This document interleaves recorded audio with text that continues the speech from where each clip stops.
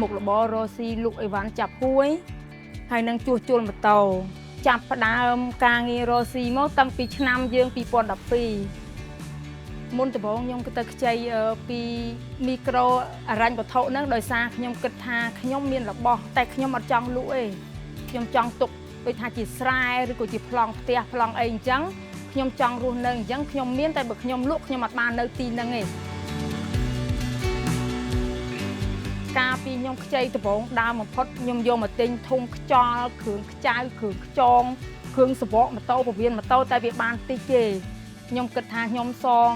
ដូចថាអាចស្ទុះនឹងរួចខ្ញុំក៏ខ្ចីរៀងធំពីមុនកូនតូបខ្ញុំហ្នឹងមានតាប៉ាំងអាស័យ7សន្លឹកទេដល់ទៅពេលខ្ញុំខ្ចីធំខ្ញុំឃើញថាទីផ្សារទីនេះវាដើរ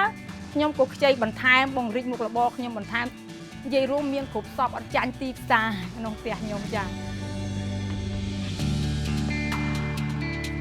ប្រៀបធៀបពីមុននឹងឥឡូវខុសគ្នាឆ្ងាយអីវ៉ាន់យើងពីមុនមានត្រឹមតែ20 30មុខនិយាយពីឥឡូវអត់ក្រោមពី100មុខទេ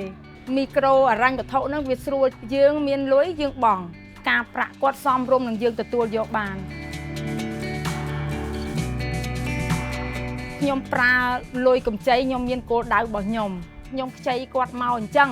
គឺខ្ញុំទិញអីវ៉ាន់មួយអីវ៉ាន់ហ្នឹងចំណេញ5កាក់ក៏ដោយ2កាក់3កាក់ក៏ដោយគឺខ្ញុំដឹងចំណូល